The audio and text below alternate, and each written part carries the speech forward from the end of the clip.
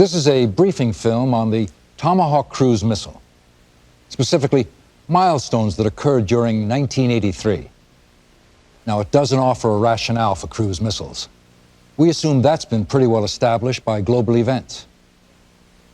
For example, in the past 2 decades, the Soviets have deployed more than 12.5 different cruise missiles. Today, with the Soviet fleet in oceans around the world, there are 8 different cruise missile designs on station. Clearly, cruise missiles are here today, and there are more on the way. Both the US and the Soviets use cruise missiles for the same pragmatic reasons. They work, and they're uniquely cost-effective. To get specific about Tomahawk, it's important to remember it's not just a missile, but rather a family of missiles. This graphic shows it most succinctly. A family with both land and sea basing. These are missiles with a high degree of commonality, but with unique operational distinctions. There are ground-launched land attack Tomahawks with nuclear warheads. There are anti-ship Tomahawks with conventional warheads launched from either surface ships or submarines.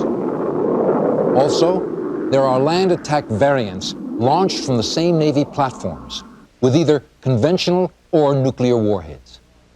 And to further broaden the family, there are distinctly different launch modes depending upon the class of ship.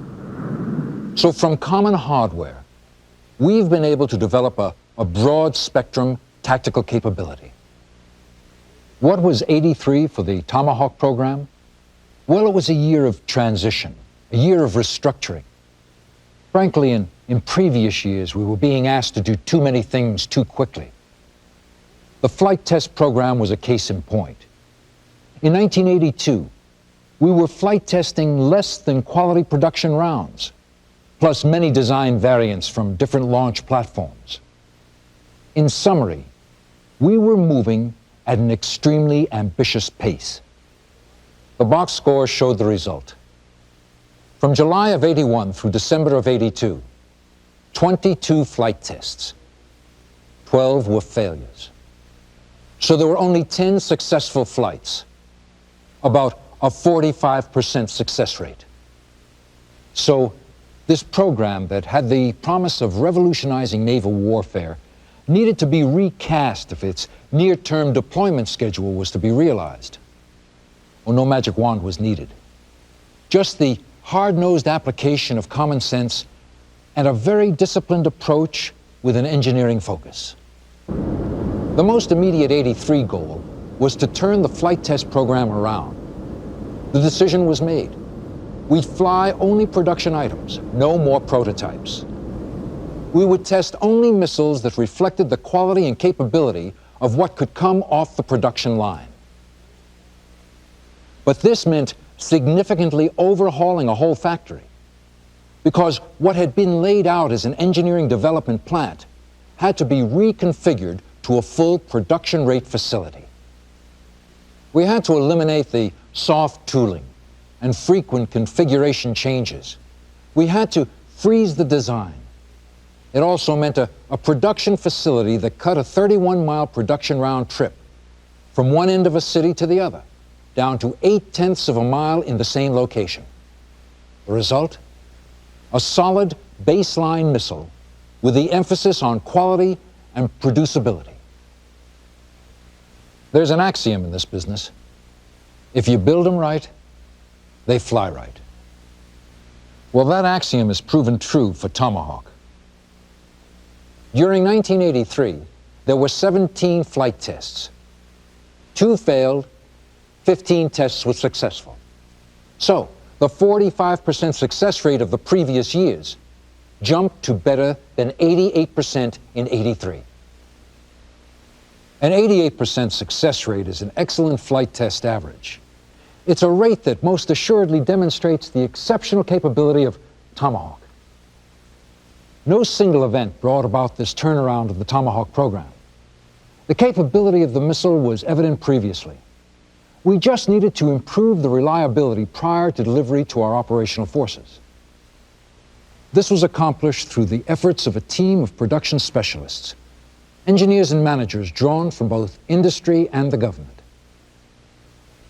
To attain a schedule close to what had been planned meant completing this improved production reset and flight testing reliable missiles within 6 months. Then missile deployment had to occur within 14 months. Both of these goals were met during 1983. Tomahawk was back on track. As I've mentioned, the Soviets have cruise missiles deployed. Their latest renditions, the SSN-12, 19, and 21, plus some others, are nuclear capable and can be launched from a variety of platforms. So Tomahawk is not unique, but it is more survivable and more accurate. The Soviets know that our ground-launched cruise missile was successfully deployed in Europe this past December, its operational evaluation complete. The Soviets are also well aware that during 1983, the fleet received Tomahawk. The anti-ship and conventional land attack missile was deployed on the battleship New Jersey in March.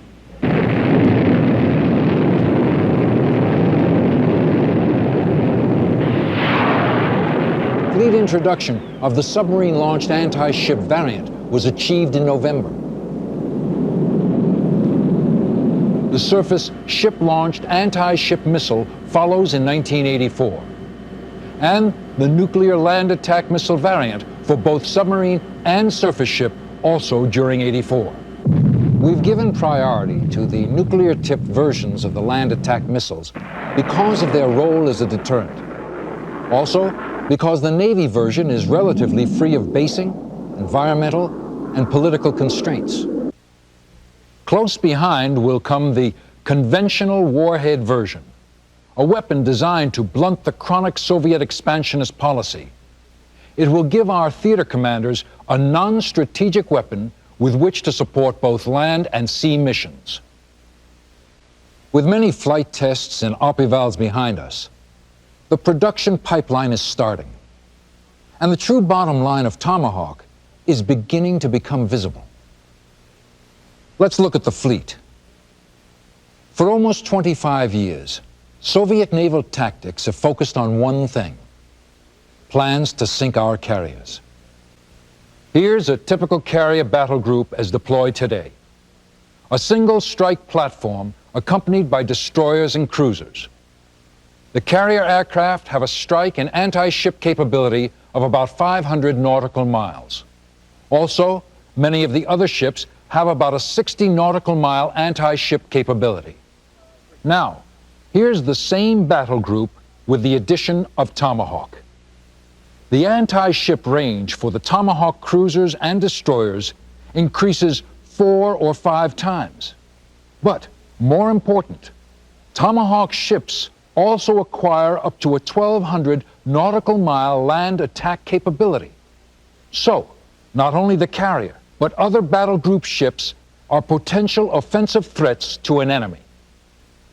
Therefore, when you add Tomahawk to the other fleet combat ships, you greatly dilute any aggressor force. Such action makes the carrier even more effective. Cruise missiles augment aircraft in other important ways. They can reduce the attrition rates of aircraft, which are much more expensive. But most important of all, Tomahawk will save aircrew lives. Tomahawk has around-the-clock adverse weather capability, low-altitude terrain following flight, a defense avoidance profile with omnidirectional attack and a surgically precise terminal maneuver. All this plus a standoff distance more than twice that of a carrier aircraft strike.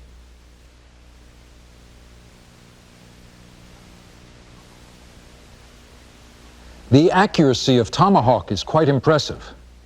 For example, a nuclear-tipped Tomahawk launched from Denver towards Washington, with the RFK Stadium programmed as the target, would hit the playing field. With a conventional warhead, it could be programmed to fly from about St. Louis to RFK, but the terminal guidance phase would literally put it between the goalposts, whichever end of the field you selected. Now, needless to say, This is accuracy never previously thought possible. We've talked about the tactical applications of Tomahawk. Let's look for just a minute at some broader considerations. Our whole national posture is not to try to match the Soviets round for round, but rather to do more and better with less. They spend an average of 15% of their GNP on their military, almost 3 times what we spend. And that's the way it should be. Our country has commitments and values which our potential enemies at present do not comprehend. So, we must continue to look for ways to meet varied threats to peace at the least possible cost. In this vein, Tomahawk makes eminently good economic sense.